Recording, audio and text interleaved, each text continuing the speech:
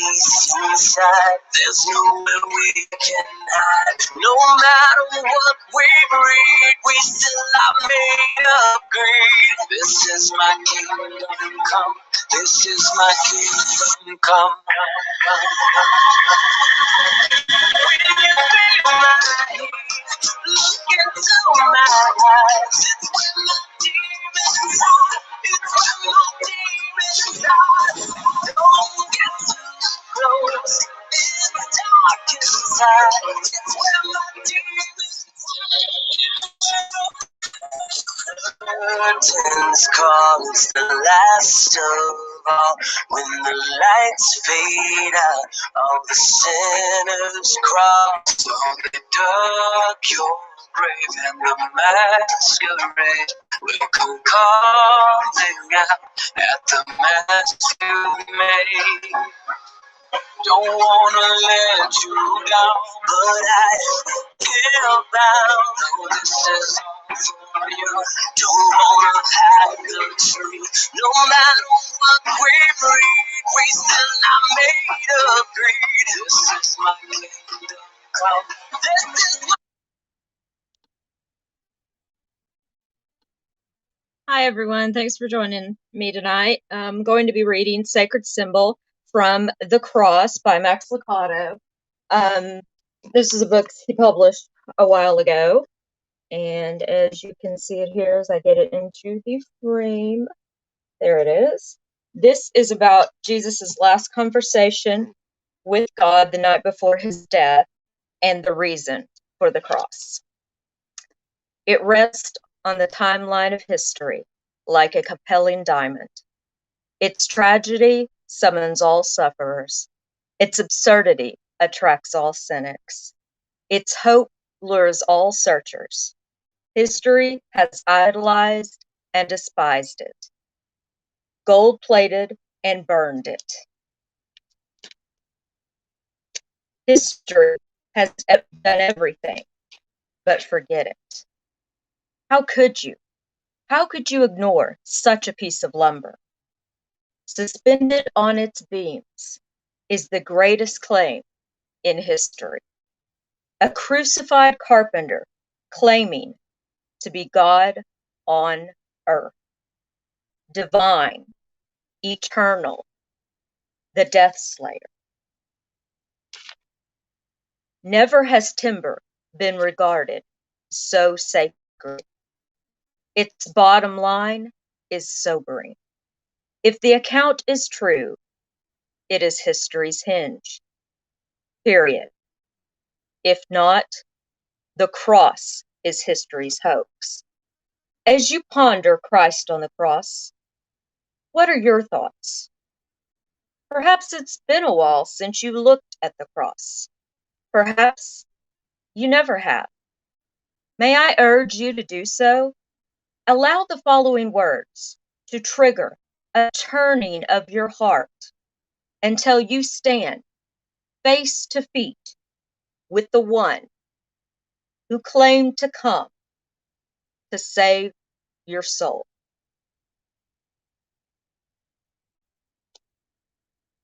Finally, the hour came. The son went for one last visit with his father. He met him in a garden of gnarled trees and stony soil. Does it have to be this way? Asked the son. It does, whispered the father. Is there no one else who can do it? The father swallowed. None but you. He looked at his son, the Prince of Light. The darkness will be great. He passed his hand over the spotless face of his son. The pain will be awful. Then he paused and he looked at his darkened dominion. When he looked up, his eyes were moist. But there is no other way. The son looked into the stars as he heard the answer. Then let your will be done. Slowly the words that would kill the Son began to come from the lips of the Father. Hour of death, moment of sacrifice. It is your moment, rehearsed 1,000,000 times on false altars with false lambs.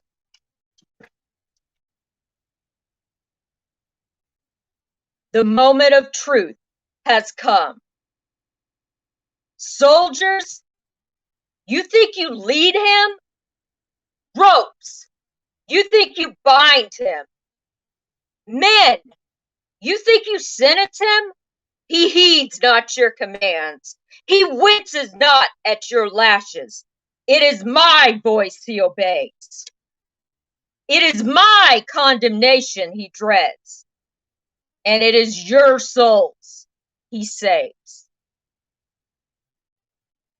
Oh, my son, my child, look up into the heavens and see my face before I turn it. Hear my voice before I silence it. Would that I could save you and them, but they don't see and they don't hear.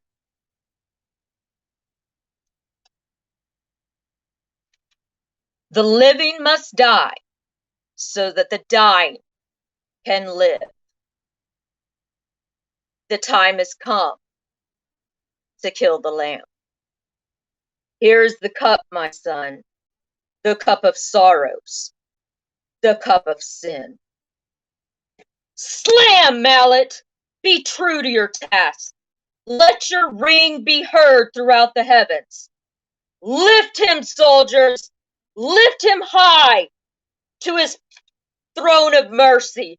Lift him up to his perch of death.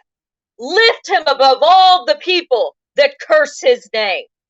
Now plunge the tree into the earth. Plunge it deep into the heart of humanity, deep into the strata of time past, deep into the seeds of time future. Here is the cup, my son. Drink it alone. God must have wept as he performed his task. Every lie, every lure, every act done in shadows was in that cup. Slowly, hideously, they were absorbed into the body of the Son. The king turns away from his prince.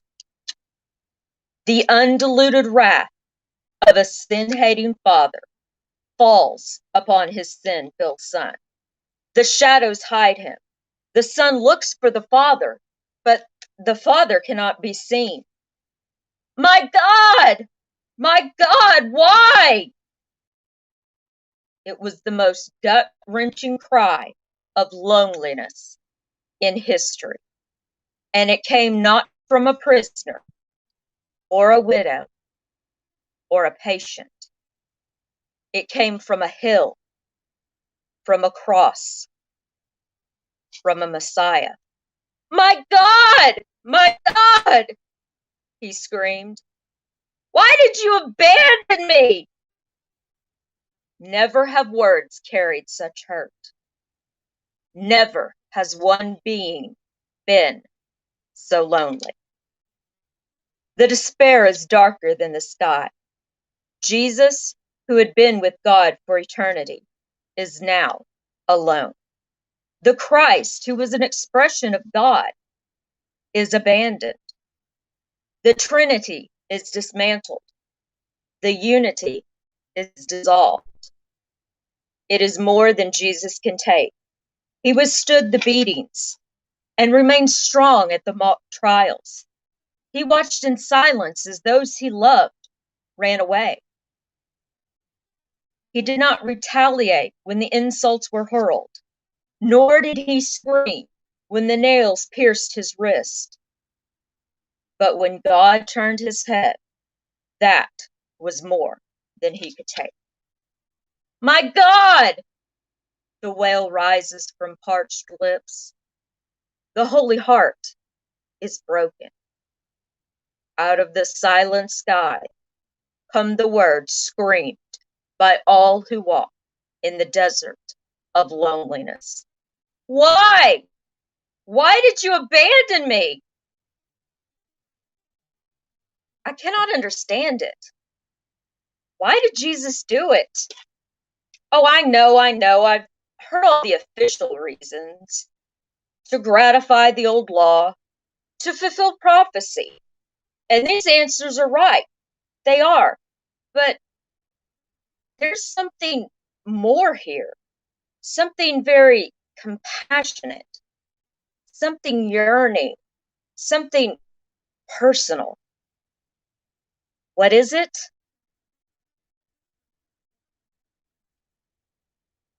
Could it be that his heart was broken for all the people who cast despairing eyes toward the dark heavens and cry the same why? Could it be that his heart was broken for the hurting? Could his desire to take on their pain have propelled him to the cross? If he could, wouldn't he have run to the cross on behalf of all the pain in the world? I imagine him bending close to those who hurt.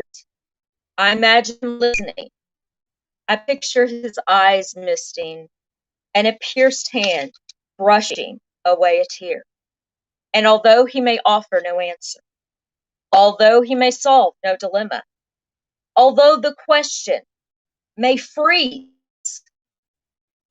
painfully in midair, he who also was once alone understands. Are any words in history more splendid? 3 words, at once shattering and victorious. It is finished. Stop and listen a moment. Let the words wind through your heart. Imagine the cry from the cross. The sky is dark. The 2 other victims are moaning. Jeering mouths of the crowd are silent. Perhaps there is thunder. Perhaps there is weeping. Perhaps there is silence. Then Jesus draws in a deep breath, pushes his feet down on that Roman nail, and cries, "It is finished." His final pain was for you. He couldn't turn his back on you. He couldn't because he saw you, and one look was all it took to convince him. Right there in the middle of a world which isn't fair, he saw you cast into a river of life you did not request. He saw you betrayed by those you love. He saw you with a body which gets sick and a heart which grows weak. He saw you staring into the pit of your own failures and the mouth of your own grave. He saw you in your garden of Gethsemane, and he didn't want you to be alone. He wanted you to know that he has been there too. He knows what it's like to be confused. He knows what it's like to be torn between 2 desires.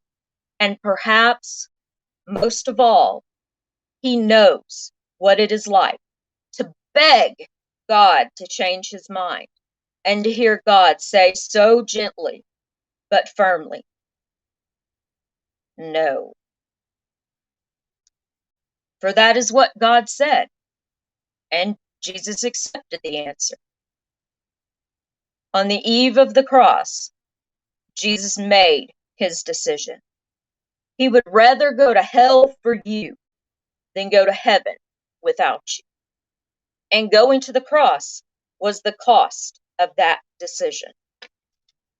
That, then, is the whole reason for the cross. The cross did what sacrificed lambs could not do. It erased our sins for eternity and granted us the right to talk with, love, and even live with God. Please pause. Look again. Those are nails in those hands. That's God on that cross. And it's us who put him there. God, may we never be so educated. May we never be so mature. May we never be so religious that we can see your passion without tears. Thank you guys for joining me tonight. I'm multicasting this on YouTube, Twitter, and Facebook by using a new stream called Haps. It will also be recorded and saved to my haps.tv page, so you can go back and watch it later if you missed the live broadcast. Like I said, I will be doing these types of broadcasts periodically. You never really know what I'm going to do on my haps. I could be telling you a bedtime story. I could be doing Christian drama. I could be doing karaoke. I could be talking politics. Pretty much anything. I'm pretty spontaneous, but thank you for joining me. I'm going to go ahead and close out and end the broadcast. But if you guys have anything you want to ask me, feel free to do so in the chat. I will answer any and all questions. If you have any comments, if you want me to tell you how you can get the book that I talked about, again, that was The Cross by Max Lucado, and that was just one short little story in here that I performed in the mid 2000s at my former church. I grew up in a Baptist church, and when I went to college, I then became United Methodist and joined that church. It's a long story, but anyway. So I'm welcome to answer any questions about why I did that also. But like I said, I'm around on Haps and also Facebook, Twitter, Instagram, and YouTube. So catch me later. It was great talking to you guys, and I will see you again. Thanks. Bye, guys.